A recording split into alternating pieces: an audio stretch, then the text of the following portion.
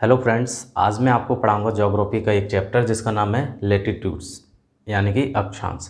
जिसमें मैंने कुछ टॉपिक्स लिखे हुए हैं, उन टॉपिक्स को आपको एक एक करके समझाऊंगा। इसमें सबसे पहले क्या दिया हुआ है, पृथ्वी का आकार। पृथ्वी आप जो देखते हो वो आकार में किस तरीके की, आपने अभी तक क्या पढ़ा है कि पृथ्वी जो आकार में संतरे की आकार की होती है या गोलाकार होती है, लेकिन उसका जो एक्चुअल जो आकार बोला जाता है वो कहलाता है ज्योइड। क्यों? क्योंकि जैसे आप पृथ्वी को देखोगे सही तरीके से तो वो पृथ्वी आकार में किस तरीके से होती है, किसी जगह पर तो क्या होता है, पृथ्वी पर आपके पठार क्षेत्र है, कहीं पर समुद्र है, कहीं पर हिल्स है। ठीक इस प्रकार से क्या है, पृथ्वी एक गोल संरचना ना होते हुए कहीं पर उठी हुई है और कहीं पर समुद्र की वजह से नीचे गहराई तक है। ठीक है, तो इस संरचना का एक जो है क्या ले लिया गया है, औसत माप, गहराई और ऊंचाई को औसत माप ले लिया गया है। वहीं आपको क्या किस में दिखाई देता है, ग्लोब में। और उसी औसत माप के थ्रू जो ग्लोब में आपको आकार दिखाई देता है उसको ही कहा जाता है जियोइड संरचना। ठीक है, जैसे कि आपको मैं ग्लोब पे समझाता हूँ। तो ये ग्लोब है, तो ग्लोब में आपको जैसे ये जो कलर दिख रहा है ब्लू कलर, तो ये क्या महासागर है, जलीय राशि है। तो जलीय राशि कैसे होगी, नीचे की साइड में दबी होगी ये। ठीक है, जलीय राशि मतलब जल यहाँ पर है और नीचे की साइड में क्या आपका उसकी पृथ्वी की भूपरपटी है। जबकि वो क्या देखोगे आप लोग, महाद्वीप, वो क्या है आपके ऊपर की ओर उठे हुए हैं इस तरीके से। और महाद्वीप में ही कहीं पर पठार मिलते हैं, कहीं पर हिल्स मिलते हैं। तो पृथ्वी को एक्चुअल रूप से देखोगे तो उसकी संरचना कुछ ऐसी होगी, लेकिन उसका औसत ऊंचाई लेकर जो आपको औसत ऊंचाई लेकर एक गोलाकार बना दिया गया, उसी को क्या बोला जाता है ज्योइड आकार। अब पृथ्वी के आकार के बाद में क्या पढ़ेंगे, अक्षांश। तो अक्षांश क्या होता है, जैसे आप ग्लोब देखते हैं तो ग्लोब पर आपको कुछ लाइनें दिखती होंगी। ये लाइनें जैसे एक तो लाइन जाती है आपके उत्तरी पोल से, उत्तरी ध्रुव से दक्षिणी ध्रुव की ओर, और एक लाइन दिखती है आपको पश्चिम से पूरब की ओर खिंची हुई इस तरीके से। या आपको ग्लोब हो या मैप हो, मैप में भी दिखाई देंगी।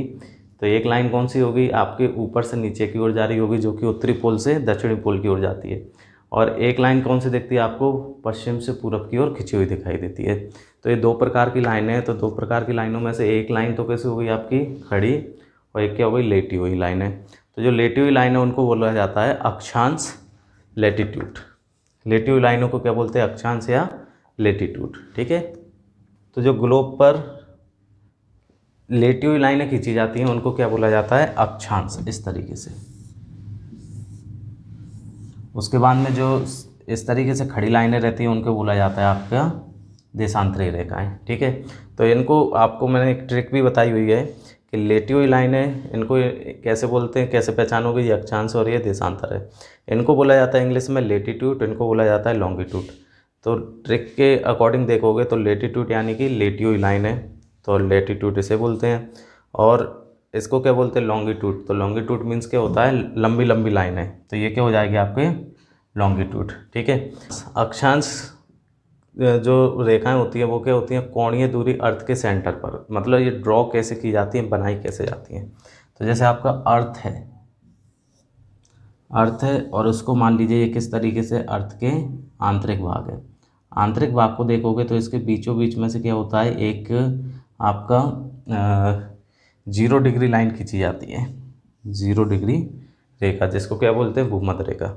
तो भूमध्य रेखा जिस जगह पर अर्थ के सेंटर पार्ट को क्या करता है, कट करता है, काटता है। भूमध्य रेखा मतलब कि पृथ्वी के अंदर से एक लाइन खींच रहे हैं, तो जो सेंटर रेखा को काटते हुए बिल्कुल आपके पृथ्वी के बीचों बीच में आए, नॉर्थ पोल और साउथ पोल के, नॉर्थ पोल और साउथ पोल के बराबर दूरी पर आए यहाँ पर।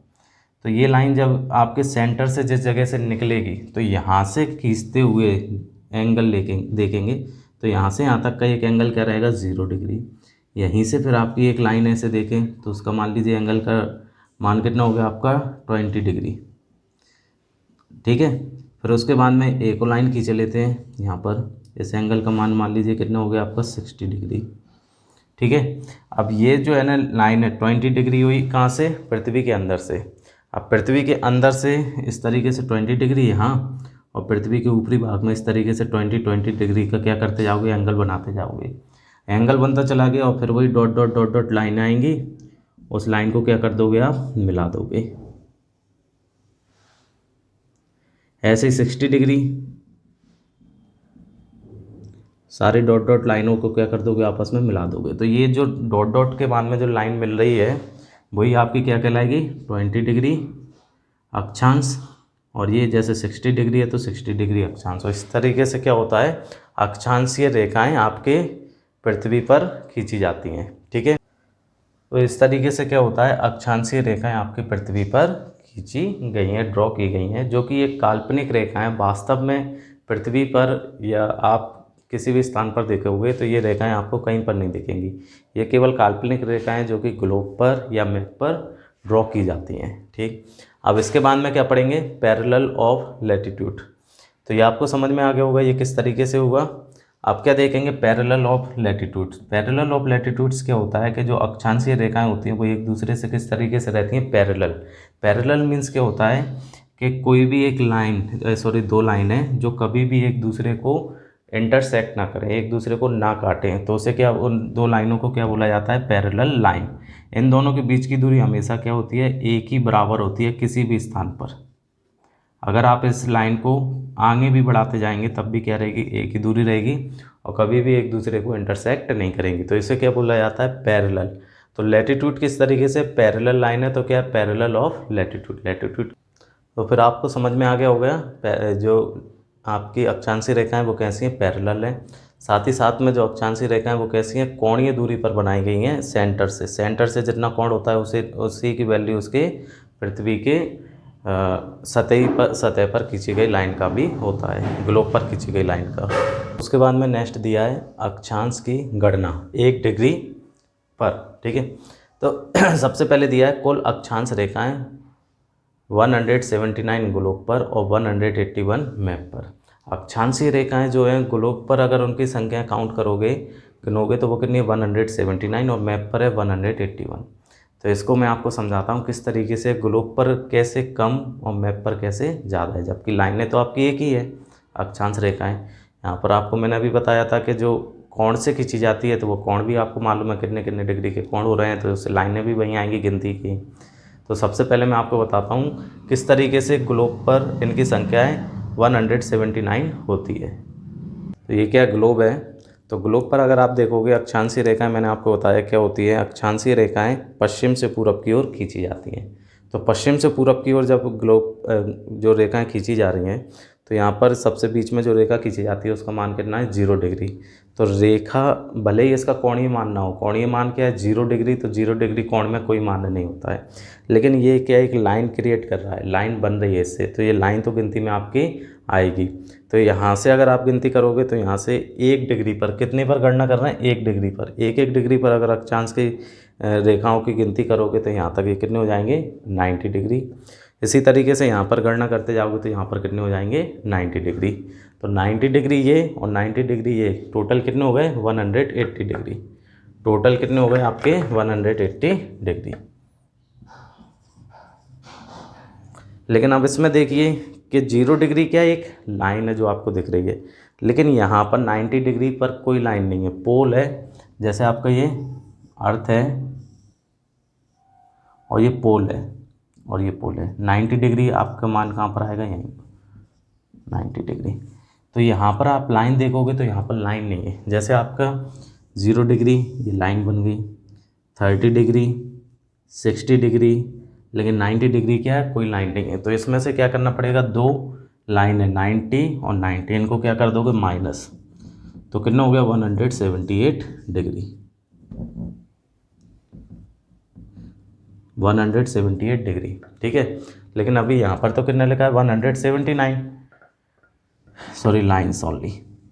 अब इसमें आपने क्या किया कि यहाँ से जब गणना की तो यहाँ से क्या 1 2 3 4 5 90 ली, यहाँ से 1 2 3 4 5 6 90, तो 90 कितने हो गए आपके, टोटल हो गई 180 लाइन्स। ठीक है, लेकिन आपने इसमें क्या भूमध्य लाइन तो लिए ही नहीं है 0 डिग्री, तो इसमें क्या करोगे आप 0 डिग्री को प्लस कर दोगे, तो ये कितनी हो जाएंगी आपकी टोटल लाइनें 179 लाइन्स हो जाएंगी। तो अब ग्लोब पर अक्षांश रेखाएं गिनने के बाद में आप किस पर गणना करेंगे, मैप पर। तो मैप पर जो है अक्षांशीय रेखाएं कितनी होती हैं, 181। तो 181 अक्षांशीय रेखाएं मैप पर किस तरीके से होती हैं उसको देखेंगे। तो मैप जो होता है आपका, जो ग्लोब क्या होता है, गोल। अगर ग्लोब को क्या कर दिया जाए, किसी भी एक देशांतरीय रेखा से उसको काट कर निकाल दिया जाए, तो वो कैसे हो जाएगा, आपके साइड में इस तरीके से फैला हुआ हो जाएगा। ठीक है, जैसे क्या ये पृथ्वी है, ग्लोब, पृथ्वी का एक मॉडल क्या हो गया, ग्लोब। और यहाँ पर एक क्या देशांतर रेखा जा रही हो, देशांतर रेखा से इसको क्या कर दिया जाए, खोल दिया जाए। तो जब इसको खोल दोगे तो किस तरीके से हो जाएगी, ये मैप में इस तरीके से दिखने लगेगा। अब मैप में इस तरीके से दिख रहा है तो आपको मालूम है बीच में कौन सी लाइन आती है, 0 डिग्री। फिर और भी लाइनें आएंगी, जैसे मान लीजिए यहाँ पर कितनी आ गई आपकी, 45 डिग्री। और यहाँ पर कौन सी है, यहाँ पर भी 45 डिग्री आ गई। तो अब देखिए कि यहाँ पर कौन सी लाइन थी आपकी, 90 डिग्री। लाइन तो नहीं, अक्षांश था 90 डिग्री उत्तरी अक्षांश, 90 डिग्री दक्षिणी अक्षांश। तो इस अक्षांश को देखोगे तो जब आपने इसको मैप को खोला तो जो यहाँ पर किसी प्रकार से लाइन नहीं बन रही थी, ड्रॉ नहीं हो रही थी, वो मैप खुलने के बाद में यहाँ पर क्या हो जाएगा, एक लाइन बन जाएगी और इसे क्या बोलेंगे, 90 डिग्री और 90 डिग्री। ठीक है, अब अक्षांशों की गणना करें तो यहाँ से गणना करोगे 1 से, तो 1 2 3 4 5 कितनी लाइन हो गई, 90 डिग्री। किस पर गणना कर रहे हैं, मैप पर, 90 लाइन्स। यहाँ से देखोगे तो 1 2 3 4 5, यहाँ पर भी कितनी हो गई, 90। और प्लस एक कौन सी लाइन और दिखती है यहाँ पर, 0 डिग्री की। तो 0 डिग्री की कितनी लाइन है, एक ही। तो ये टोटल कितनी हो जाएगी, 181। तो मैप पर टोटल लाइनें कितनी होती हैं, 181 लाइनें होती हैं अक्षांश की। ठीक है, इसके बाद में नेक्स्ट टॉपिक क्या है, 1 डिग्री अक्षांश की दूरी निकालना है। ठीक है, तो आपको किस पे गणना, किस पे करना है, 1 डिग्री पर ही करना है। 1 डिग्री पर गणना करना है। तो पृथ्वी का जो ये आपकी क्या, पृथ्वी, और पृथ्वी का अगर आप क्या देखो, इसका पैरामीटर देखो, तो पैरामीटर जब देखोगे यहाँ से देखना शुरू करोगे और कहाँ तक, यहाँ से इसी पॉइंट पर वापस आ जाओगे। इसी पॉइंट से चलते हुए क्या करोगे, उसी पॉइंट पर वापस आ जाओगे। तो वो टोटल कितना होता है, 40,076 किलोमीटर। ठीक है, और अगर आप इसमें ये लाइन इस तरीके से ड्रॉ कर दूँ, या फिर आपने अक्षांश देखे हैं तो अक्षांश आपको कितने, यहाँ से लेके यहाँ तक कितने हो गए, 90 अक्षांश। यहाँ से लेके यहाँ तक कितने हो गए, 90 अक्षांश। यहाँ पर भी कितने हो गए आपके, 90, और ये भी कितने हो गए आपके, 90। टोटल नंबर्स में कितने हो रहे हैं, 90 90।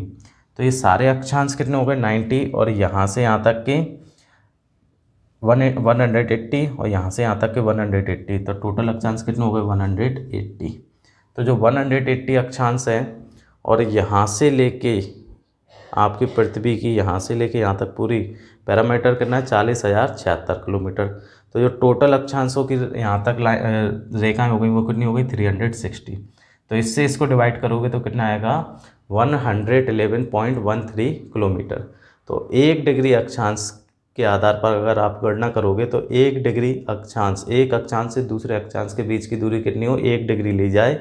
तो अगर उसे किलोमीटर में निकालना चाहोगे दूरी कितनी है, कोणीय दूरी, तो उसकी कितनी हो जाएगी, 1 डिग्री। और उसकी आप जो है लेंथ में दूरी निकालोगे तो 111.13 किलोमीटर आएगी। उसके बाद में इसी तरीके से 1 मिनट की दूरी निकालोगे तो 1 मिनट की दूरी आपको मालूम है, 1 डिग्री की दूरी आपकी ये है, तो उसमें आपके 1 डिग्री में कितने मिनट होते हैं, 60 मिनट। तो उसमें 60 से डिवाइड करोगे तो उसकी दूरी कितनी आएगी, 1.8 किलोमीटर। इसी तरीके से 1 सेकंड की दूरी निकालोगे तो ये किसकी निकाल लो, सेकंड की। और आपको मालूम है 1 मिनट में कितने सेकंड होते हैं, 60 सेकंड। तो जो, लेकिन है क्या, वैल्यू किस में, सेकंड में। और यहाँ पर ये वैल्यू आपको किस में मिली है, 1 मिनट में कितनी दूरी है, किलोमीटर में दी है, 1.8 किलोमीटर।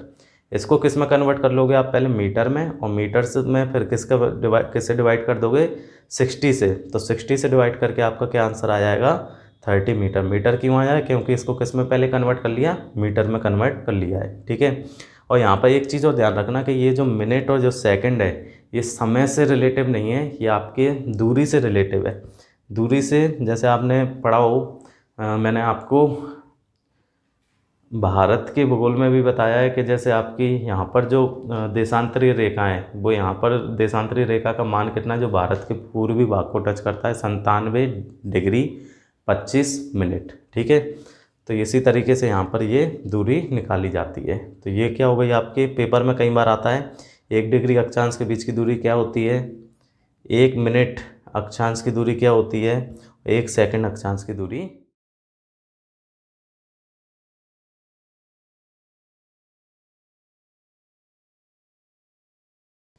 अभी तक हमने देखा अक्षांशीय रेखाएं। तो अक्षांशीय रेखाएं क्या होती हैं, पृथ्वी पर पश्चिम से पूरब की ओर खींची गई काल्पनिक रेखाएं, जिन्हें क्या बोलते हैं, अक्षांशीय रेखाएं कहते हैं। अब इसमें क्या है, कुछ मुख्य अक्षांशीय रेखाएं होती हैं, जैसे कि आपको 0 डिग्री मालूम है। ये 0 डिग्री क्या होता है कि एक ऐसी रेखा, अक्षांशीय रेखा है जो कि पृथ्वी के सेंटर से, मध्य से होकर गुजरती है। पृथ्वी के इस छोर से इस छोर में पृथ्वी के सेंटर से होते हुए गुजरेगी, और साथ ही साथ में पृथ्वी को 2 बराबर भागों में बांट देती है, एक उत्तरी गोलार्ध और एक दक्षिणी गोलार्ध, दोनों ही बराबर भागों में बांट देगी। उसे क्या बोलते हैं, आपकी 0 डिग्री भूमध्य रेखा। अब उसके 0 डिग्री हो गया, उसके बाद में कौन सा आपका नॉर्थ पोल होता है, वो कौन सा अक्षांश होता है, 90 डिग्री, और साउथ पोल है वो कौन सा है, 90 डिग्री साउथ पोल, साउथ। अब इसमें क्या है कि अक्षांशों को पहले के टाइम पर जब डिवाइड किया गया, तो 0 से 90 डिग्री, तो उसे बस 2 से डिवाइड करके 45 डिग्री पर उसको कौन सी मुख्य रेखा ले ली गई, 45 डिग्री पर एक। तो 45 डिग्री पर जो मुख्य रेखा ली गई, तो यहाँ पर कितनी हो गई, 0 डिग्री 45 डिग्री 90, 0 डिग्री 45 डिग्री और 90। ये कौन सी रहेंगे आपकी, नॉर्थ। ये भी आपके नॉर्थ, ये आपकी साउथ है, साउथ अक्षांश, दक्षिणी अक्षांश, ये साउथ पोल है। ठीक है, अब इसमें क्या दिया है कि जो 0 डिग्री से 45 डिग्री अक्षांश तक का बीच वाला जो क्षेत्र था, उसे क्या बोला जाता है, लो लैटिट्यूड कहा जाता था। और 45 डिग्री से 90 डिग्री के बीच वाला जो अक्षांश है, उन रेखाओं को क्या बोला जाता है, हाई लैटिट्यूड। लो लैटिट्यूड है या हाई लैटिट्यूड कैसे बोल रहे हैं कि यहाँ पर अक्षांश का मान क्या है, 0 डिग्री, 1 2 3 4 5 45 तक, और 45 से पहले तक के जितने भी जो अक्षांश हैं, उनकी जो वैल्यू है, यहाँ पर जो अक्षांश है उनकी वैल्यू से कैसी है, लो है, कम है। तो इसलिए यहाँ पर इनको क्या बोला जा रहा है, लो लैटिट्यूड, और इनको क्या कहा जाता था, हाई लैटिट्यूड। इसी तरीके से यहाँ पर, तो अभी ये जो डिवाइड किया था 0 से 90 डिग्री के बीच में, यहाँ पर डिवाइड कर दिया गया है 0 से 90 के बीच में आपके 3 से डिवाइड करोगे 90 को, तो 30 और 30 में डिवाइड हो गया। तो ये इसमें डिवाइड करने के बाद में 0 से 30 डिग्री के बीच में लो लैटिट्यूड, 30 से 60 डिग्री के बीच में मिड लैटिट्यूड कहा गया, और 60 डिग्री से 90 डिग्री के बीच में हाई लैटिट्यूड कहा गया था। इसी तरीके से ये किस साइड में, आपके नॉर्थ, उत्तरी साइड में, और इसी तरीके से आपके दक्षिणी साइड में, low latitude, mid latitude, high latitude. ठीक, अब इसके बाद में क्या दिया गया है कि जो आज के समय में जो अक्षांशीय मुख्य रेखा हैं, उनको किस तरीके से देखा जाता है और उनका किस प्रकार से हमारे जीवन पे प्रभाव पड़ता है। तो जो आज के समय में जो मुख्य रेखाएं, वो कौन कौन सी, आपकी भूमध्य रेखा तो है ही, भूमध्य रेखा के बाद में 23.5 डिग्री उत्तरी अक्षांश, 66.5 डिग्री उत्तरी अक्षांश, 23.5 डिग्री दक्षिणी अक्षांश, और 66.5 डिग्री दक्षिणी अक्षांश। अभी तक तो आपने देखा कि इनको जो ड्रॉ किया गया, या इन जो प्रमुख लाइनें ली गई, प्रमुख रेखाएं ली गई, तो उनको तो 3 से डिवाइड कर दिया या 2 से डिवाइड कर दिया। और यहाँ पर कैसे आ रहा है, 23.5 और 66.5, ये किस तरीके से आ रहा है, तो आपको मालूम होना चाहिए। तो जो पृथ्वी है, तो पृथ्वी का जो एक्सिस है, मतलब जो पृथ्वी है, तो पृथ्वी किस तरीके से, जैसे ये, तो पृथ्वी क्या है कि इस तरीके से ऐसे सीधी नहीं है, बल्कि क्या है, थोड़ी सी झुकी हुई है। तो झुकी हुई है, तो इस तरीके से जब पृथ्वी नहीं है, तो पृथ्वी का अक्षांश कैसे है, इस तरीके से झुका हुआ है। ठीक है, अब ये जो अक्षांश है झुका हुआ, फिर उसके बाद में क्या है कि आपका जो ये रहेगा भूमध्य रेखा, तो वो भी किस तरीके से बनेगी, ये। अब भूमध्य रेखा आपकी ये हो गई, फिर उसके बाद में क्या करोगे कि अगर अक्षांश को आप सीधा लो, कैसा लो, एकदम सीधा, तो इस तरीके से आएगा अक्षांश। अगर अक्षांश को झुकाना लेते हो, कैसे मान लिया जाए, वापस से सीधा मान लिया जाए, तो इस तरीके से। तो ये जो अक्षांश जो सीधी लाइन है, और जो वास्तव में अक्षांश है जो कि थोड़ा झुका हुआ है, इन दोनों के बीच में जो एंगल बनता है ये कितने का बनता है आपका 23.5 डिग्री का, 23.5 डिग्री। और वहीं इस साइड में जो एंगल बनेगा वो कितने का बनेगा 66.5 डिग्री, 66.5 डिग्री का। ठीक है, तो इसी वजह से यहाँ पर जो लाइनें ली जाती हैं वो यहाँ पर कितनी ले ली 66.5 डिग्री मैन ले ली, और यहाँ पर कितने कौन सी ले ली 23.5 डिग्री मैन ले ली। अब ये इसमें क्या दिया हुआ है, यहाँ पर लाइन का मान कितना आ रहा है 23.5, तो ये वाली लाइन कितनी डिग्री होनी चाहिए आपकी, यहाँ से यहाँ तक ड्रॉ की गई 23.5 होनी चाहिए, और यहाँ से यहाँ तक जो ड्रॉ की गई वो कितनी होनी चाहिए 66 डिग्री होना चाहिए। तो ये जो है लाइनों का जो मान आ रहा है, तो जबकि यहाँ पर क्या लिखा 66.5 और यहाँ पर क्या लिख दिया 23.5, ये क्या है कि आपके यहाँ से 0 डिग्री से जो लाइन पृथ्वी के सेंटर से यहाँ पर 23.5 डिग्री जो यहाँ पर टच कर रही है, तो वो किस पे टच कर रही है अक्षांश के 66.5 डिग्री पर, तो इसलिए इसे 66.5 ले लिया। और जो लाइन 23.5 डिग्री पर 66.5 डिग्री लाइन कहाँ पर टच कर रही है 23.5 पर, तो उसे क्या ले लिया 23.5। तो ये प्रमुख लाइनें हैं, और इनका वास्तव में जो मान है वो वास्तव में मान है 23.5 डिग्री ना होते हुए 23 डिग्री 27 मिनट, और आपके इस वाली लाइन का 66.5 ना मान होते हुए 66 डिग्री 32 मिनट है। ठीक है, अब इसके बाद में क्या दिया हुआ है कि जो ये जो लाइनें, इन लाइनों के अकॉर्डिंग क्या किया गया, पृथ्वी के भागों को बांटा गया है। तो 23.5 डिग्री उत्तरी अक्षांश से 23.5 डिग्री दक्षिणी अक्षांश के बीच में जो भाग मिलता है उसे बोलते हैं ट्रॉपिकल जोन। ट्रॉपिकल जोन में क्या होगा कि उसके अकॉर्डिंग ही यहाँ पर क्या रहेंगे आपके मौसम रहेगा, क्लाइमेट रहेगा। 23.5 से 66.5 डिग्री उत्तर में, 23.5 से 66.5 डिग्री दक्षिण में यहाँ पर कौन सा जोन मिलता है टेम्परेट जोन। और उसके बाद में 66.5 से 90 डिग्री, 66.5 उत्तरी अक्षांश से नॉर्थ पोल तक, और 66.5 दक्षिणी अक्षांश से दक्षिणी पोल तक, इन दोनों के बीच में जो जोन मिलता है उसे क्या बोलते हैं फ्रिज्ड जोन बोलते हैं। ठीक है, इसी के अकॉर्डिंग क्या होता है पृथ्वी पर जो आपकी बरसात हो रही हो या जो क्लाइमेट है, इन्हीं के अकॉर्डिंग पृथ्वी पर देखा जाता है। ठीक है, अब एक बात और कि इसमें मैंने अभी आपको क्या समझाया था एक्सिस, तो एक्सिस किसे बोलेंगे, एक्सिस क्या होता है। तो एक्सिस जो है, जैसे आपकी पृथ्वी है आपके पास, ये पृथ्वी का एक ग्लोब है। अब इस ग्लोब को आप या पृथ्वी को भी अगर बीचों बीच से काटा जाए तो वो क्या करेगी, उसके सेंटर से होकर एक लाइन निकलेगी।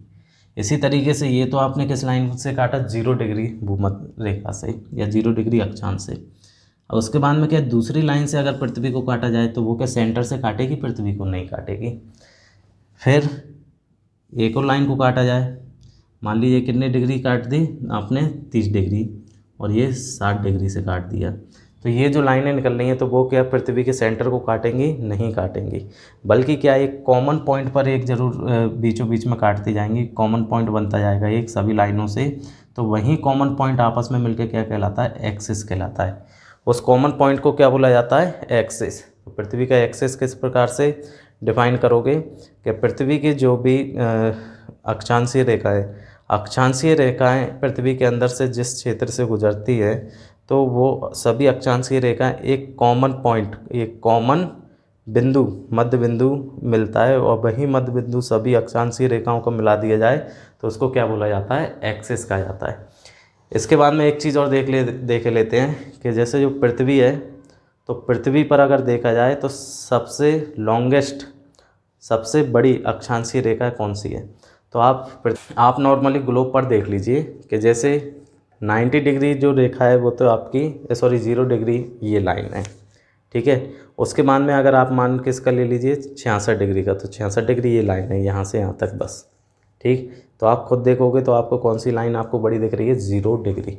कौन सी लाइन आपको यहाँ पर बड़ी दिख रही है, 0 डिग्री, और दूसरी लाइन है वो उससे क्या होती जाती है, छोटी। तो आपकी पृथ्वी पर सबसे बड़ी अक्षांशीय रेखा कौन सी, 0 डिग्री। और 0 डिग्री से आप चाहे उत्तरी ध्रुव पर जाए या दक्षिणी ध्रुव पर, उधर की साइड जाते जाते आपके क्या हो जाएगा, अक्षांश की जो लंबाई है वो क्या होती जाएगी, कम होती जाएगी, और 0 डिग्री पे क्या हो जाता है, अक्षांशीय रेखा की लंबाई 0 किलोमीटर हो जाती है, 0, कोई लंबाई नहीं रहती है। तो पृथ्वी पर जो अक्षांश की सबसे बड़ी रेखा है वो कौन सी है, 0 डिग्री, और साथ ही साथ में पृथ्वी पर 90 डिग्री अक्षांशीय रेखा का कोई लंबाई नहीं है, 0